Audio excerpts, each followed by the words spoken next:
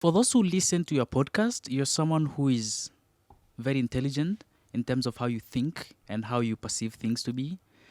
And we just spoke about education and about schooling. Yeah. How do you learn?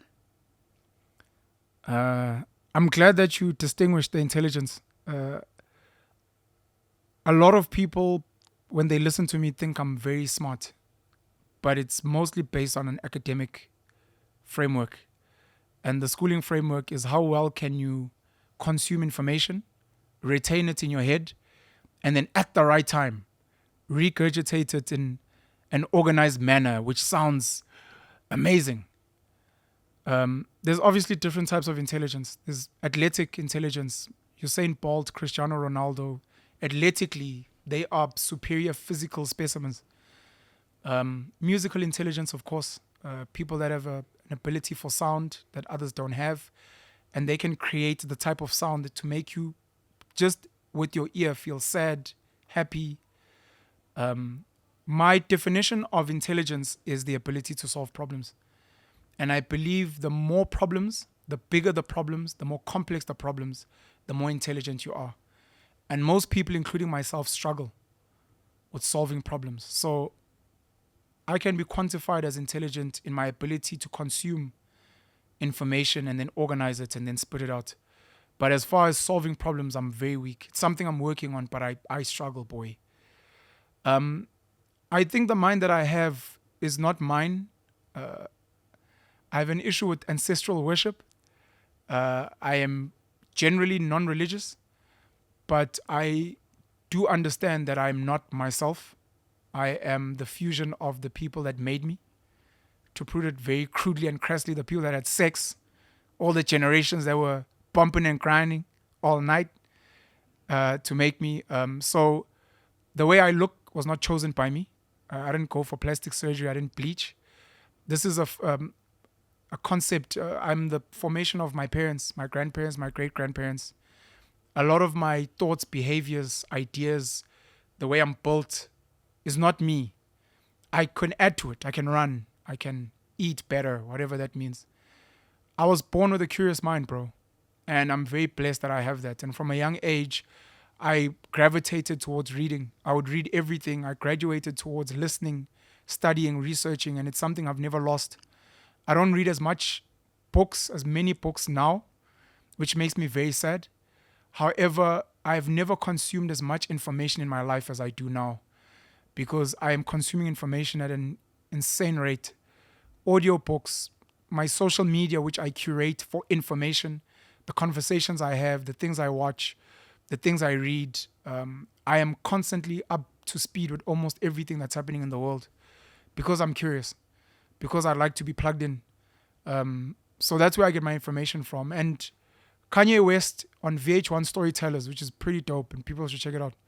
He says he doesn't like reading, and he says he gets his information from movies, and he's like speaking to people. One of the greatest things you can do is surround yourself with intelligent people who read, who consume, because by default, when they're chatting, when they're debating, you're gonna like suck that information. So I have conversations with people like you. You've spoken to people I may never speak to. You've encountered information I may never encounter in my life. So by the mere fact that I'll spend time with you, I'll get to learn something. I'm being exposed to spaces.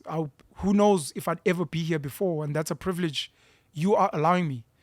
In future, when people speak about the African Leadership Academy, I'll be one of those people being like, oh no, I've been there, Mate of mine, is actually a graduate from there. and that makes me powerful, and I'm grateful for it. But that's me. I've got a curious mind. If we could implant curiosity in every child and give them the basic tools on how to find answers to things, you'd never need to chase kids up on homework. You'd never need to worry even about school. Kids will learn as a default.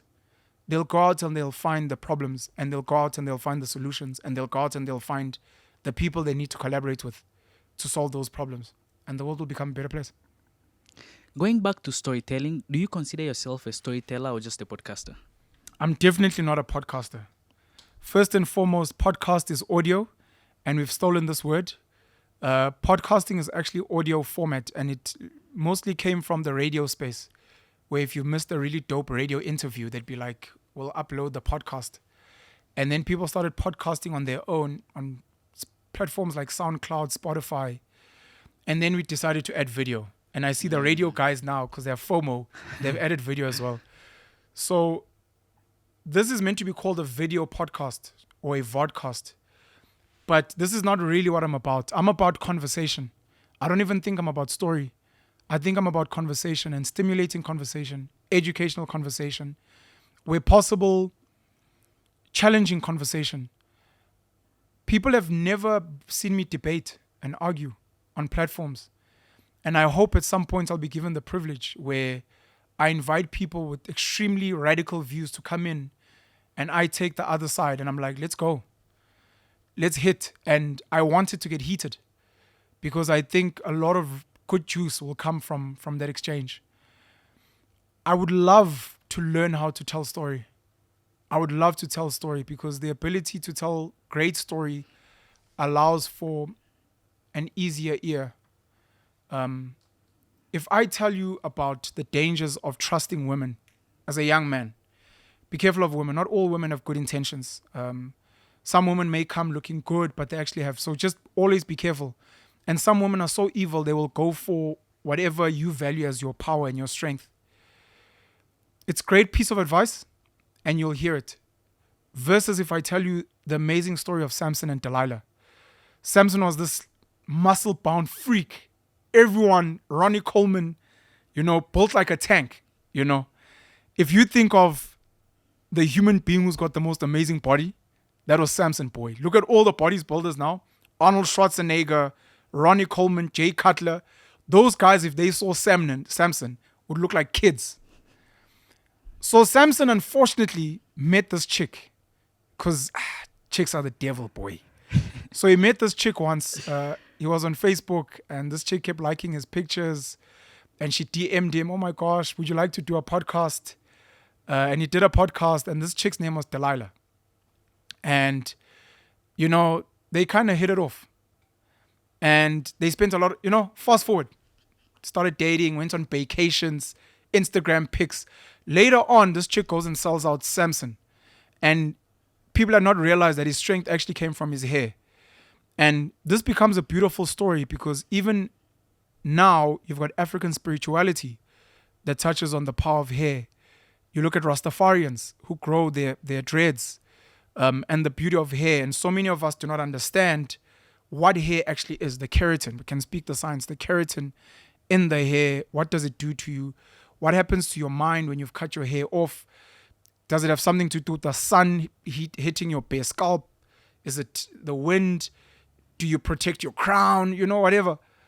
So some could argue that Samson actually had dreads. Shit, which means he was a black nigger. And D was a black chick. Or a white chick. Because now you've got this story of how sometimes evil white men will send a white woman to go and destroy a black man. You are an amazing basketballer, LeBron James, balling out of control.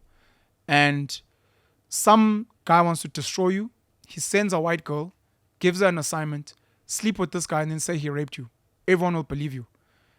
This big black guy and this petite white girl. So Delilah actually was this petite, small white girl, blonde, blue-eyed, went to a good school, and she met Samson. Was rough, dreads. The guy came from a poor family, so he had to carry everything. That's why he was so strong. I'm telling you a story now, but at the end of the day, the moral of the story is be careful of the woman you let in. Now, when you go out into the world and you're meeting chicks, and you're seeing petite white girls, and you're seeing muscle-bound, dreaded, rasta, jar men, this story comes back. And then you're like, oh, snap. Be careful of women. Not all of them have good intentions. So story becomes a very good way to sell narrative. It's the reason why Hollywood is such a powerful propaganda tool. The story through movie and music. The Marvel series, with Infinity War and Endgame being my favorite movies of all time. All these characters and the music done by Alan Silvestri and the acting by Robert Downey Jr. and Hemsworth. Is it Chris Hemsworth? Yes. Chris Hemsworth as Thor. Bradley Cooper, may he rest in peace, Chadwick Boseman, Angela Bassett. The story and the music, it invokes everything. The only thing missing from the Marvel movies was them spraying smells in the cinema, so that when they get to Africa, you smell something. When they get somewhere else, you smell something. And you eat every time you go and watch. When they are in India, you guys get served this food to make it a holistic experience. But it ignited so many senses that now when I speak about the concept of sacrifice, you're like, Thanos. He had a vision. He wanted to balance the world, equilibrium. And of all the tools out there, China has done something similar. They said there are too many of us. So we will set a policy to say you can only have one child. I think they've moved it now to 2. I'm not sure. It was a Thanos move, but they were like, we're not going to kill anyone. Thanos said, I'm going to kill half the universe. Now that becomes a story of overpopulation. Then someone says, bro, we're overcrowded. Like, oh, do you want to pull a Thanos move? Like, oh, snap. Excuse the pun, because he snaps his finger. But story, so powerful. And as I said earlier, once you master language is just a tool. Then you add story, which means you're taking words and you're putting them in a certain, and then you learn language, speaking loud and soft, and like pulling the viewer in, and getting them to come closer and lean in and be like, what is this guy actually saying? If you can master that, you get to own the truth, and you make people believe that Jesus Christ existed and that he looked a certain way and that he served a certain agenda, and Prophet Muhammad existed and Buddha existed. And you can go to a person now, put them on a polygraph lie detector test and ask them, did Jesus Christ exist? And they will say yes. And the polygraph will say he's telling the truth. This person doesn't know, but they've been hard-coded with an amazing story that they fundamentally, to their core believe is true. And that's power.